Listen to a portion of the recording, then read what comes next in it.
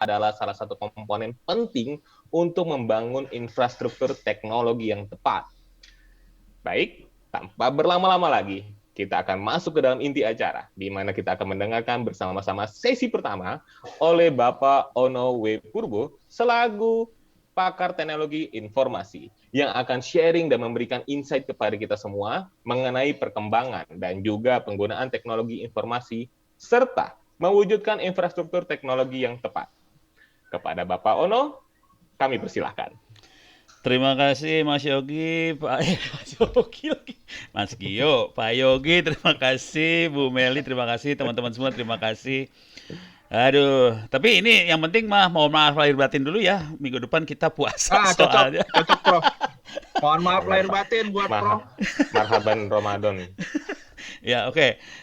Saya langsung share screen aja. Tapi minta maaf ini agak berbahaya. Mudah-mudahan saya tidak masuk neraka lah. Sebelum terlalu jauh, ini kontak saya, ada Twitter, email, ini ada URL-URL tempat referensi kalau mau nyari, terutama yang akan kita pakai adalah yang paling atas ini. Ini banyak slide segala macam untuk masalah security. Kalau mau ngelihat video-video bisa ada di YouTube. Di sini juga banyak video tentang hackingnya udah kepaksa di delete sama YouTube karena saya dapat teguran sampai 5 kali sama YouTube dan channel ini akan di delete sama YouTube karena terlalu banyak video yang urusannya neraka. Kalau mau belajar di sini ada e-learningnya, kemudian kalau mau copy perpustakaan bisa di copy supaya Anda hidupnya gampang. Saya copy paste ke chatting. Kumaha itu? Oke. Eh, Ntar nggak kelihatan. Oke. Ya, oke, sharing lagi. Jadi silahkan diambil informasinya di chatting. Sekarang saya akan kasih lihat lagi. Lanjut. Oke, saya kasih lihat lagi ininya lebih lanjut ya. Eh, untuk apa artikel yang secara umum global bisa masuk ke Ono Center RID, masuk ke bagian publikasi. Screenshot di mana? Oke. Ke bagian publikasi, nanti di sini ada white paper, ada yang white paper yang ditulis bareng TikTok, juga ada bagian white paper yang saya tulis sendiri. Bisa diklik yang white paper yang sendirinya ini dan ini adalah tahun 2020, maaf hampir hampir 2 tahun setahun yang lalu lebih tentang security threats. Kalau kita turun ke bawah di sini banyak artikel tentang tren serangan seperti apa yang agak mengerikan adalah yang ini di fix dan ini akan fatal di tahun 2024 karena kita akan ada pemilu dan ini lumayan berbahaya banget sih karena bisa ini kayak di Ukraine kemarin kan juga deepfake juga ada Presiden Zelensky aja dibikin deepfake dia ngomong apalah gitu ngaco ya. Terus sebenarnya serangan yang sering terjadi 70 hampir 80% serangan sebenarnya serangannya nipu aja sih, phishing. Jadi serangannya kayak gini. Oke. Jadi ini kondisi serangannya terus ada ransomware segala macam, tapi itu bisa dibaca-baca aja. Tapi yang perlu kita sadari adalah serangannya sebetulnya yang diserang bukan device, yang diserang manusia dan proses sih sebenarnya. Jadi teknologi nggak terlalu sih sebenarnya. Ini serangannya serangan parah ini yang diserang manusia dan kelemahan sistem IT itu adanya di manusia sebetulnya. Tapi nanti teman-teman Telkomsel akan ngasih teknologinya, akan jelas teknologinya. Cuma nanti kita harus sadar bahwa di luar teknologi kita harus memperkuat sumber daya manusia, orang, dan manajemen dan prosesnya kita sendiri di corporate. Nah, tadi di URL yang diberikan juga ada URL tentang referensi untuk slide, buku dan sebagainya. Di sini ada buku-bukunya juga, ada PDF tentang teknik hacking, teknik keamanan jaringan, terus juga ada framework untuk meningkatkan cybersecurity pada infrastruktur yang kritis. Ini diambil dari NIST 800, 600, 800. Pokoknya yang diambil dari US pada saat Presiden Obama minta supaya semua institusi di US cyber security-nya diperkuat, NIST bikin standar, ini saya terjemahkan ke bahasa Indonesia, kemudian saya posting di sini, silahkan diambil. Ini semua bisa diambil, ada slide-slide tentang cyber defense itu apa, segala macam. Pada dasarnya kalau kita mainan di cyber security ada 3 hal yang penting diperhatikan dari sisi manusia ya.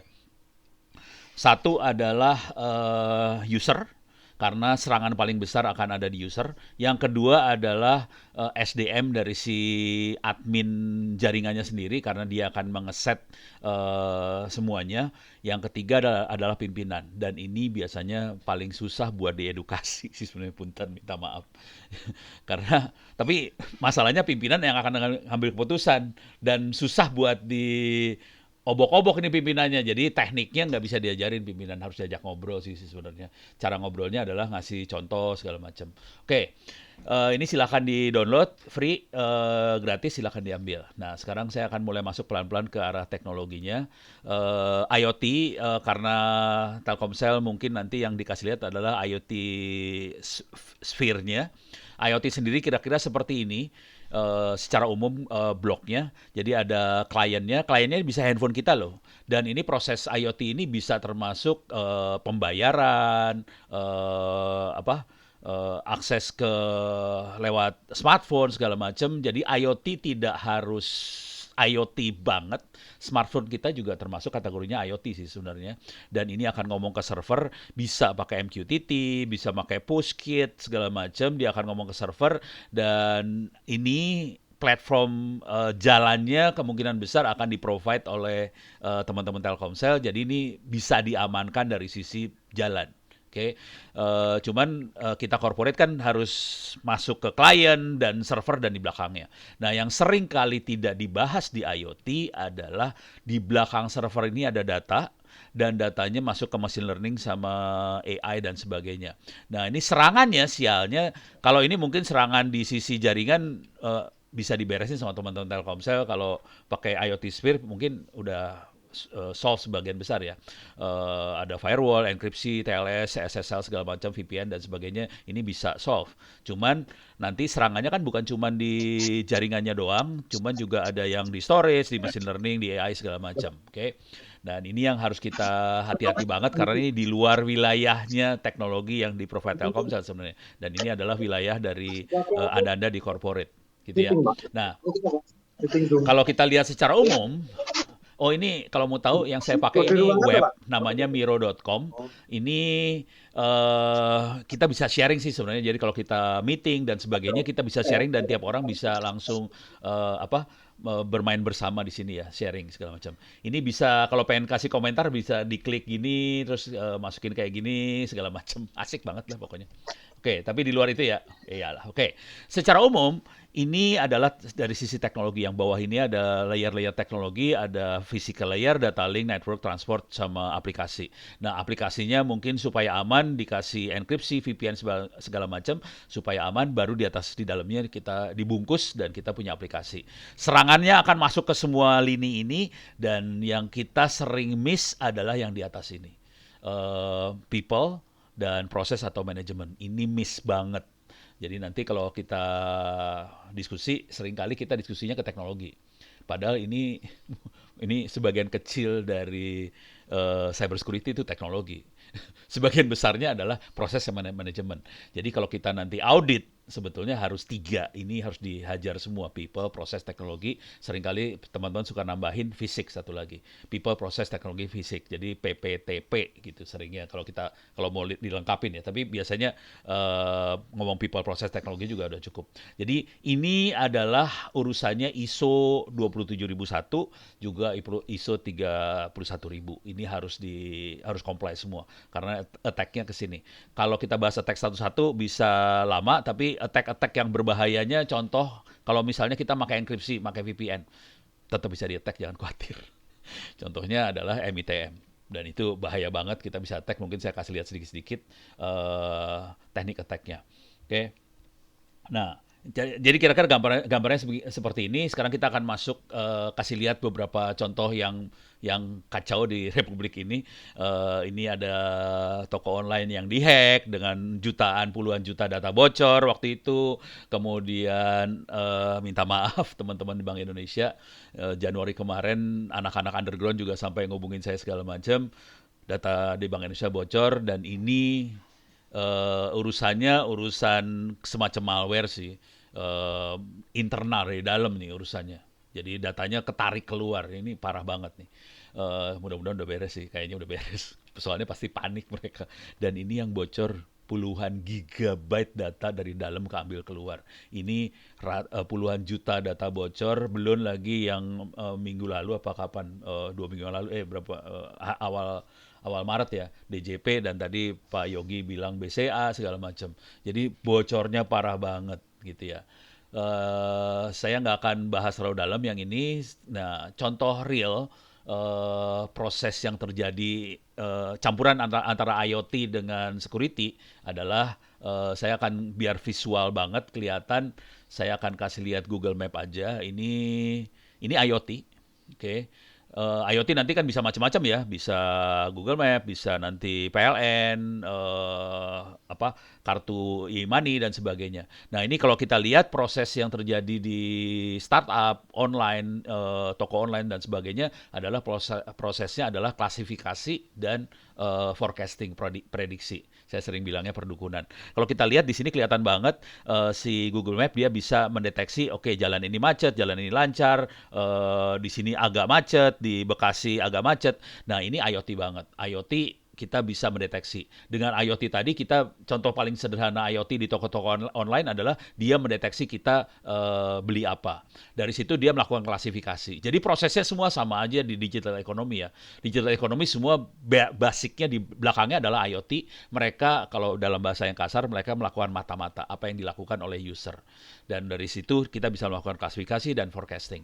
Nah, forecastingnya seperti apa di Google Map? Ini saya pakai yang visual banget ya. Google Map kan visual, jadi enak buat ngomongnya. Ini klasifikasinya kelihatan. Nah, kalau untuk forecasting, kita bisa ngelihat kalau saya mau jalan dari Tangerang ke Jakarta, kita bisa lihat lewat mana.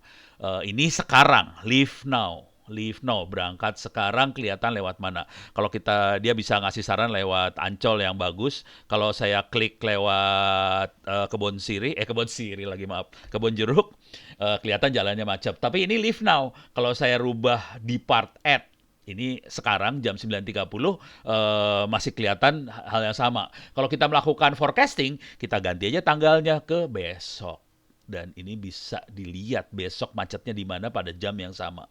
Kita bisa lihat lusa macetnya di mana pada jam yang sama dan kelihatan macetnya beda.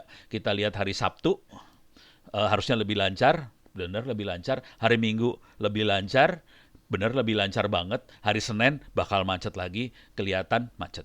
Jadi proses ini dipakai untuk forecasting sama classification. Ini adalah big data, ini adalah machine learning, ini adalah AI yang jalan di belakang IoT. Jadi serangannya bukan hanya fisik ke teknologinya aja, serangan akan dilakukan di datanya juga. Saya akan kasih lihat serangan yang saya lakukan.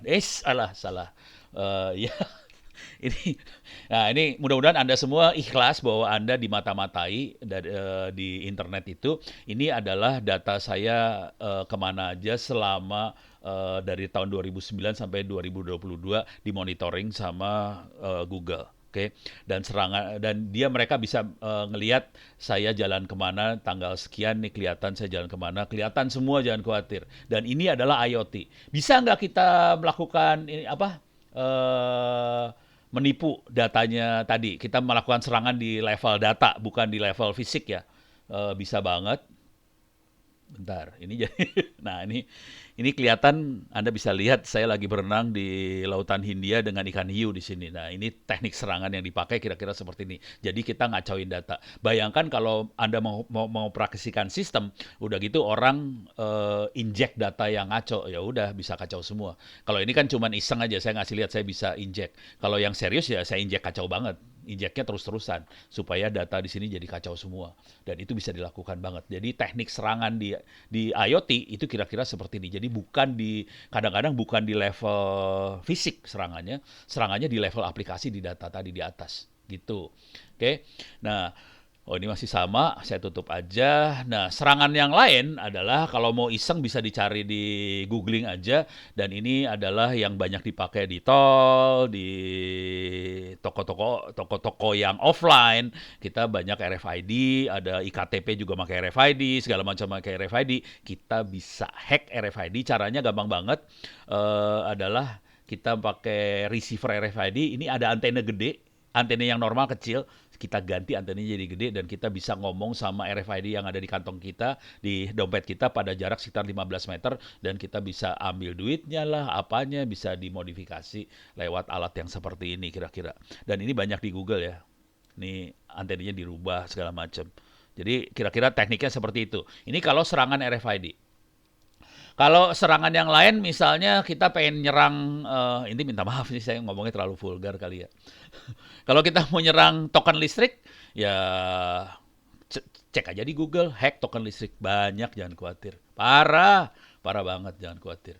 Bisa dilihat teknik-tekniknya, jadi serangannya parah banget sih sebenarnya. Oke, IKTP, ini video gua nih parah. Pas dicari hack KTP di YouTube keluarnya videonya Ono lagi parah. Ya begitu dah saudara-saudara. Jadi IKTP bisa dihajar juga karena dia pakai RFID. Dan ini IoT banget tuh, jangan hati-hati. Ini IoT banget, jadi bisa diserang. Kalau mau lebih ngeri, IKTP yang serangan paling sederhana adalah klik aja image. Udah kita lihat IKTP orang langsung tanpa diserang, kita bisa dapat data orang di internet. Kalau mau lebih gila lagi, masuk aja ke Play Store. Oke, Play Store gitu ya. Play Store, tulis aja IKTP. Banyak aplikasi yang membuka IKTP dengan bebas merdeka. Jadi ini aplikasi IKTP bisa kita download dan kita bisa dapat datanya orang. Jadi data personal itu bisa diambil free sih sebenarnya. Oke, itu IKTP. Coba lagi. Nah, ini adalah serangan yang kalaupun kita pakai security, pakai HTTPS segala macam, HTTPS enkripsi segala macam, kita masih bisa menyerang pakai man in the middle attack. Nah, serangan ini yang parahnya adalah pertahanannya dari sisi klien, dari sisi user sih sebenarnya.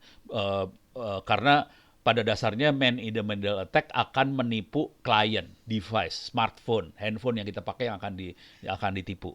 Jadi bukan servernya, bukan Telkomselnya yang ditipu, tapi kliennya. Konsekuensi dari ini semua adalah kita harus merubah prosedur, harus menambahkan prosedur supaya klien aware bahwa ini terjadi serangan. Bagaimana teknik mempertahankannya kalau terjadi serangan. Itu. Oke, sebelum saya lanjut ke teknik pertahanannya, saya kasih lihat juga live demo aja. Saya bikin lab di komputer saya bikin lab pakai GNS3. GNS3 ini free open source. Ini semua saya omongin semua free gratis ya, open source. Saya punya server di sini, saya punya switch. Kalau pengen nambahin switch gampang, tinggal klik ini aja, saya tarik aja switch lagi di sini, saya punya switch. Kalau pengen punya router, klik aja MikroTik-nya, saya geret ke sini, saya punya MikroTik di sini. Oke, jadi ini saya delete-deletein dulu. Jadi ini kita bikin lab enak banget dan ini saya ngajar online, anak-anak bisa punya lab di sini. Nah, di lab ini saya punya switch sambungan ke internet, saya punya server, saya punya Kali Linux. Kali Linux adalah sistem operasi yang biasa kita pakai untuk melakukan serangan. Servernya, ini Kali Linuxnya, servernya seperti ini. Saya cuma cek aja IP-nya berapa. IP-nya adalah 192.168.0.116. Kali Linuxnya yang buat nyerang seperti ini bentuknya. Saya login dulu, masuk, mudah-mudahan masih nyambung dia. Coba saya ping dulu, ping 192.168.0.116, masih ada sambungan. Saya kasih lihat sedikit teknik serangan yang paling sederhana banget. Tapi kalau kita lihat ini kayaknya sistem operasi biasa, tapi kalau kita klik application, ini mulai kelihatan bahwa dia adalah sistem operasi buat melakukan serangan. Ini sistem operasinya baik sih sebenarnya, tergantung akhlak orang yang megang. Kebetulan saya akhlaknya cukup baik, jadi saya nggak masalah sih sebenarnya. Kalau akhlaknya rada parah, ini bisa masuk neraka banget. Tapi ini pada dasarnya kita pakai untuk melakukan pen test, penetration test, mengetes apakah sistem kita aman atau enggak. Nah, contoh yang paling sederhana, saya akan melakukan penyadapan ya. Saya akan jadi super user dulu, sudosu. Oke, saya akan pakai Wireshark. Wireshark itu aplikasi free, bisa diambil di internet juga. Cuman di dalam Kali Linux sudah built-in di dalamnya, kita bisa nyadap dengan mudah. Biasanya untuk pemula kita perlu capture, dan yang selanjutnya kita analyze. Saya akan capture dulu, start capture, semua data-data traffic yang diterima di capture. Yang kita lihat di sini sebetulnya adalah ini. Ini dia makhluk ini. Oke, saya menyadap ini. Biasanya kalau di kuliah segala macam, kalau ada pertanyaan, ada berapa layer jaringan internet, arsitekturnya biasanya ngomong 7 atau 5 layer. Cuman biasanya bentuknya kotak seperti yang saya gambar. Yang Anda lihat di sini, ini bukan lagi kotak, tapi betul-betul layernya asli. Layernya ini dia. Ada physical layer, Ada data link layer, ada network layer, ada transport layer, ada application layer. Jadi ini layernya seperti ini yang sebenarnya, bukan kotak sih. Nah, sekarang saya akan kasih lihat kita melakukan penyadapan. Oke, saya masuk sini. Tadi IP-nya adalah 116, saya akan sadap ini ya, telnet ke 116. Oke, saya masuk, login, ono. Saya akan masukin passwordnya. Oke, password masuk dan Anda semua nggak ada yang bisa lihat dan rasanya kita aman karena kita nggak bisa lihat password, rasanya aman, kita login di sini. Dan saya masuk ke dalam servernya. Oke, masuk ke dalam server, saya jadi super user, sudosu, saya masukin lagi passwordnya, nggak kelihatan, rasanya aman. Oke, kalau udah masuk server, kita bisa masuk vars pool mail, dan kita bisa baca mailnya orang. Ini mailnya Ono, saya bisa baca. Bayangkan kalau saya adminnya Gmail, berarti kita bisa baca dengan mudah emailnya user Gmail sih sebenarnya. Gitu ya, hati-hati. Makanya sebaiknya jangan pakai email-email yang kayak gituan sih sebenarnya. Oke, sekarang kita lihat, saya capture-nya saya stop dulu ya, stop. Oke, kita lihat bisa nggak kita ngelihat password yang tadi ini saya pakai Telnet ya. Telnet adalah aplikasi buat remote login tapi tidak dienkripsi. Konsekuensi tidak dienkripsi, kita bisa baca datanya. Jadi caranya kita cukup temukan salah satu data telnet ini. Ini saya klik satu paket telnetnya ketemu. Dia payloadnya huruf O. Kalau kita klik yang di sini masih O juga. Ini ada OR. Ini ada apa? Kelihatan payloadnya kecil-kecil kayak gitu ya. Ini payload data yang dibawa. Nah, sekarang saya akan analyze follow TCP stream. Kelihatan passwordnya langsung. Ini tadi saya jadi super user, sudosu, kita kelihatan passwordnya langsung. Jadi password kelihatan dengan mudah seperti ini. Kalau kita tidak dienkripsi. Kalau dienkripsi, kita harus melakukan MITM dan nanti passwordnya kelihatan lagi. Jangan khawatir, parah. Oke, ini saya tutup dulu. Sekarang saya lanjut. Saya punya waktu tinggal berapa menit lagi. Saya akan lanjut lagi. Ini tadi MITM. Oke. Serangannya. Serangan yang lebih parah adalah bukan MITM, serangan yang sering terjadi adalah kita menginjek malware, trojan dan sebagainya. Salah satu yang paling asik yang bisa kita pakai untuk bikin malware adalah Metasploit Project MSF framework. Metasploit framework. Oke, ini ada di Kali Linux, jangan khawatir. Cuman bisa nggak? Oke, saya coba keluar. Saya kasih lihat aja ya MSF frameworknya. Kita baca masuk terminal sini. Oh, ini saya ada di server, saya keluar dulu lagi. Saya gedein biar lebih enak lihatnya. Oke, saya gedein lagi biar lebih enak lihatnya. Oke, saya jadi super user.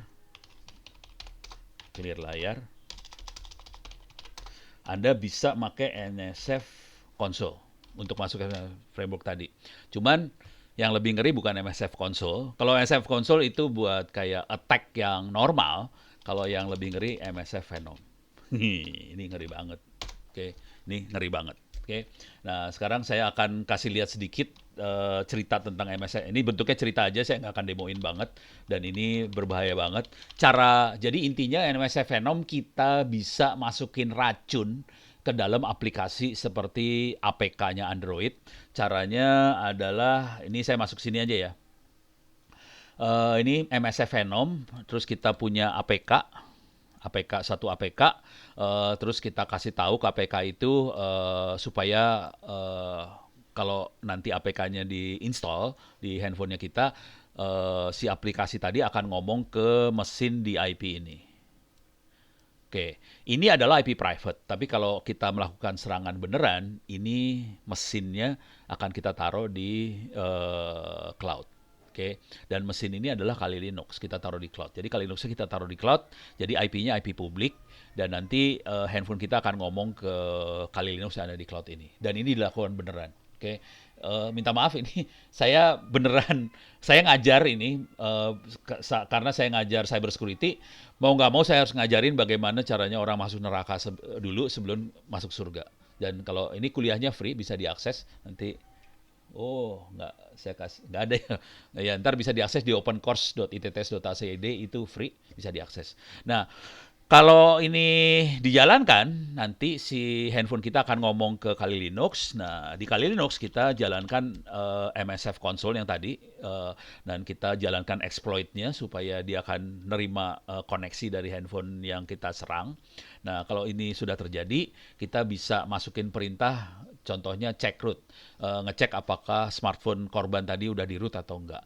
Kita bisa ngelihat lokasi handphone ada di mana, kelihatan, jangan khawatir. Pakai perintah WLAN geolocate, dapat lokasi handphonenya ada di mana. Kita bisa dump catatan call-nya kemana aja bisa kita ambil, kita bisa dump SMS yang dikirim kemana aja bisa kita ambil, tulisannya apa aja, kita bisa ngirim SMS dari handphone kita, itu ke orang lain, jangan khawatir. Jadi jangan khawatir handphonenya layarnya hitam ya, maksudnya handphonenya kelihatannya kayak standby dengan kondisi layar hitam, kita bisa mengeksploit handphone tadi dengan perintah-perintah seperti ini. Oke, jadi kita bisa kirim SMS kemana aja. Terus yang lebih parah yang ini sih sebenarnya. Dengan kondisi handphonenya kayaknya standby, saya bisa lihat, kayak masukin perintah webcam list, ada berapa webcam di situ. Di handphonenya biasanya 2 webcam kan, depan belakang. Kita bisa snap salah satu webcam dan kita bisa stream webcam tadi, video audionya ke stream ke Kali Linux-nya, dan kita bisa rekam pembicaraan yang dilakukan oleh orang yang berada di dekat handphone tadi. Jadi kita bisa nyadap pembicaraan dan sebagainya di handphone tadi. Jadi ini kayak gini, teknik serangannya kira-kira kayak gini. Oke. Nah, untuk mengatasinya gimana? Ini kalau udah masuk gampang banget sih, bisa factory reset, udah gitu kita hilangin. Nah, untuk mengatasi selanjutnya, nah ini ceritanya panjang sih sebenarnya, tapi saya bikin dalam waktu 1-2 menit aja. Intinya Anda perlu melakukan audit ISO 2701 ke sistem yang Anda operasikan. Di audit itu nanti people, proses teknologinya ini semua ya, dievaluasi semua, dan kita harus comply ke berapa belas inilah. Dan yang satu lagi adalah ISO 270 31000. Ini adalah risk management. Jadi kalau kita lihat di sini, nanti kita lihat dua-duanya lah gambarnya, biar gampang.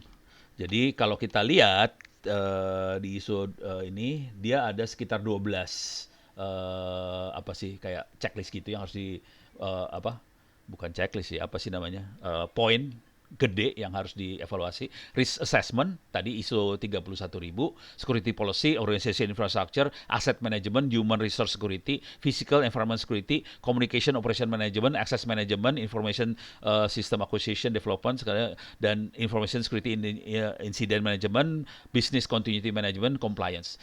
Jadi ini kalau kita perhatikan, ini di atas teknologi, dan ini harus kita lakukan sendiri oleh corporate atau organisasi yang kita operasikan. Jadi ini Telkomsel akan provide teknologinya, cuman Anda semua mau nggak mau harus melakukan ini semua untuk people prosesnya. Dan ini kerjaan berbulan-bulan kalau diseriusin. Selain itu juga ini ada ISO 31000 juga perlu dikerjakan. Kalau kita lihat nih prosesnya kira-kira seperti ini, dan sebetulnya dari proses semua itu, ini bukan proses yang sekali audit selesai. Ini adalah prosesnya plan, do, check, act, plan, do, check, muter terus, plan, do, check, act, plan, do, check, act. Jadi kerjaannya kerjaan terus-menerus. Kalau terjadi sesuatu, kita cek ada terjadi hole atau intrusion segala macam, kita harus bereaksi, act, plan lagi, rubah segala macam sesuai dengan kebutuhan, do, check, act lagi gitu. Oke. Mudah-mudahan kita semua bisa aman ke depannya. Mudah-mudahan Anda bisa kebayang apa yang perlu dilakukan, dan ini semua kita punya banyak orang-orang Indonesia yang cukup ahli urusan ini. Mudah-mudahan nanti bisa bekerja sama dengan orang-orang seperti itu, karena tanpa itu semua kita nggak bisa aman. Tidak bisa kita hanya dengan menginstal antivirus aman, nggak bisa. Tidak bisa Anda dengan pakai IoT Sphere-nya Telkomsel, udah gitu urusan beres. Enggak, kita harus ngerjain semuanya dari ujung sampai ujung. Oke, sekian dari saya, mudah-mudahan bisa bermanfaat. Mohon maaf lahir batin. Mohon maaf saya tadi banyak terlalu vulgar. Billahi taufiq wal hidayah. Assalamualaikum warahmatullahi wabarakatuh. Ini lagu udah mulai jalan, saya harus ini lagi. Kembali Pak Mas Gio, silakan balik lagi. Baik, terima kasih Pak Ono atas detailnya Pak. Wah, ini Bapak Ibu setelah tadi